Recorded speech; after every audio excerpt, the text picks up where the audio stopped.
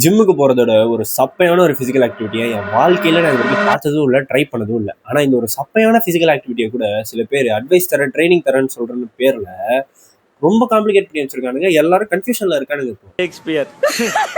சொல்லிட்டு செத்து போயிட்டான்.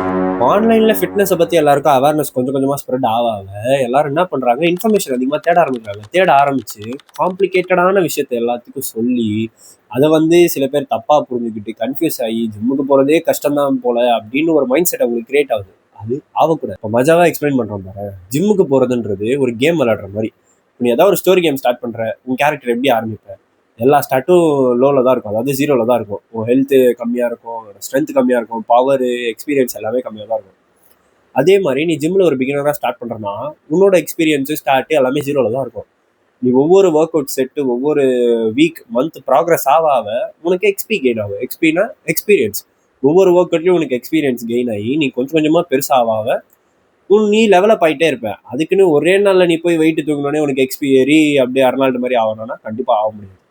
டைம் எடுக்கும். அட்லீஸ்ட் ஒரு 1 year ஆச்சு நீ வெயிட் பண்ணி உன்னோட ஃபிசிக்கை நீ கன்சிஸ்டண்ட்டாக ஒரு சேலஞ்ச் கொடுத்துட்டே இருந்தானா உனக்கு ஒரு பாடி வரும். நீ உனக்கே தெரியும். ஒரு 1.5 year நீ ஜிம்மு போய் முடிச்சோடனே உனக்கே ரிசல்ட்ஸ் தெரியும். Results will speak for your self.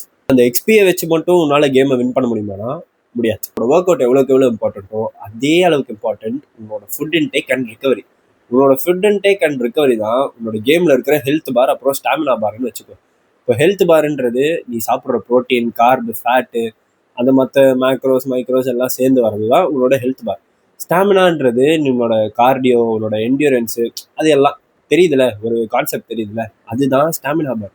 இது எல்லாமே சேர்ந்து இம்ப்ரூவ் ஆவாதான் நீ லெவலப் ஆக போற உன்னோட ஃபிட்னஸ் ஜேர்னி. இப்போ சப்ளிமெண்ட்ஸ்லாம் பெய்ட் மெம்பர்ஷிப் மாதிரி. ஸ்டோரி கேமில் எப்படா பெய்ட் மெம்பர்ஷிப் இருக்குன்னு சில பேர் கேட்பீங்க. ஒரு கான்செப்ட் வச்சுக்கோங்க. பெய்ட் மெம்பர்ஷிப் இது நீ ஒன்று வாங்கினா உனக்கு கொஞ்சம் லைட்டாக ஒரு பூஸ்ட் கிடைக்கும்.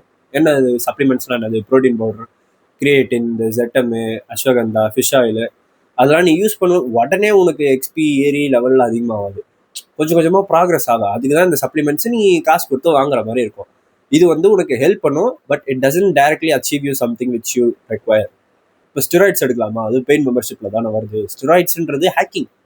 நீ ஸ்டோரி கேமே ஹேக் பண்ணி நீ எல்லாத்தையும் அள்ளி போட்டுக்கிற மாதிரி. அதெல்லாம் ஒழுங்காக பண்ணி நான் ஜிம்முக்கு போனேன்னா எனக்கு ஒரு நல்ல ஃபிசிக் வந்துடும்னா கண்டிப்பாக வரும். ஆனால் எல்லாரும் என்ன எக்ஸ்பெக்ட் பண்ணுறாங்க, இப்போ நான் ஒரு 4 quest முடிச்சிட்டேன், அதாவது ஒரு 4 மாதம் நான் ஜிம்முக்கு போயிட்டேன், எனக்கு எந்த லெவலப்பும் ஆகலை, எந்த ஒரு பேசிக் டிஃப்ரென்ஸும் எதுவுமே எனக்கு தெரில அப்படின்னு எல்லாரும் குவிட் பண்ணிடுறாங்க. இந்த இடத்துல தான் 10ல் ஒரு 3லேருந்து 4 பேர் இந்த ஒரு லெவலை தாண்டி நெக்ஸ்ட் லெவல் ரீச் ஆகி ஒரு நல்ல ஃபிசிக் அட்டைன் பண்ணுறாங்க. அதை நீ புரிஞ்சுக்கணும். You need to have patience. இப்போ நீ 4 ஒர்க் அவுட் போட்ட, 4 செட்டு போட்ட, நல்லா ப்ரோட்டீன் சாப்பிட்ட, நீ இன்னைக்கு பண்ணிட்டா அது நாளைக்கு உன்னால ரிப்பீட் பண்ண முடியலன்னா கம்ப்ளீட்டாக யூஸ்லெஸ் தான் உன்னோட ஹோல் ப்ராக்ரஸ். இதில் காமெடி என்னன்னா, ஜிம்முக்கு வர பல பிகினர்ஸ், அதாவது இப்போ தான் ஸ்டார்ட் பண்ணுறாங்கன்னா, ஒரு 4 லெவல் ஏறணுன்னே, அதாவது ஒரு 4 மாதம் போட்டோன்னே எனக்கு ஏஸ்தட்டிக்கான ஃபிசிக் வரல, அது வரல, இது வரலன்னு புலம்புறானுங்க. ஒரு 5-6 மாதம் தாண்டி போனால் தான் உனக்கு கொஞ்சமாவது டிஃப்ரென்ஸ் தெரியும். இவனுங்க 4 மாதம் முடிஞ்சோடனே ஏன் நான் லெவல் 100க்கு போல, எனக்கே இந்த மாதிரி வரல, அந்த மாதிரி வரலான்னு குதிக்கிறானுங்க. உனக்கு அப்படிலாம் வராது. நல்ல ஃபிசிக் இருக்கிறவனுங்களாம் வருஷ கணக்காக கிரைண்ட் பண்ணுவானுங்க. இப்போ இந்த கேமை நீ கம்ப்ளீட் பண்ணுறது மூலமாக உனக்கு வெறும் ஃபிசிக் மட்டும் தான் வரப்போகுதுன்னு நினச்சோன்னா அதான் இல்லை. வித் யுவர் ஃபிசிக் கான்ஃபிடன்ஸும் உனக்கு அதிகமாகும். ஒரு நல்ல பாடி ஃப்ரேம் கிடைக்கும். நீ என்ன சொக்கா ஒரு 100 ரூபாய்க்கு ஒரு சொக்கா வாங்கி போட உன் உடம்புல பார்க்க நல்லா இருக்கும். ஏன்னா you have a good physique and a great body. உன்னோட ஓவரால் ஹெல்த் நல்லாயிருக்கும், கான்ஃபிடென்ஸு, அப்புறம் மற்ற மைண்ட் ரிலேட்டட் அது என்ன கர்மமும் எனக்கு தெரியல. ஆனால் you will do good in every thing basically. So இந்த ஷார்ட்கட் தேடாமல், சீட் கோட்ஸ்லாம் தேடாமல், ப்ராப்பராக அமைதியாக ஸ்லோவாக கிரைண்ட் பண்ணிகிட்டே வா. கண்டிப்பாக உனக்கு ஒரு நல்ல ஃபிசிக் இருக்கும். தயவு செஞ்சு போட்டு குழப்பிக்காதீங்க. ஆனால் நான் திருப்பி சொல்கிறேன், building your body is the easiest physical task you will ever do in your life.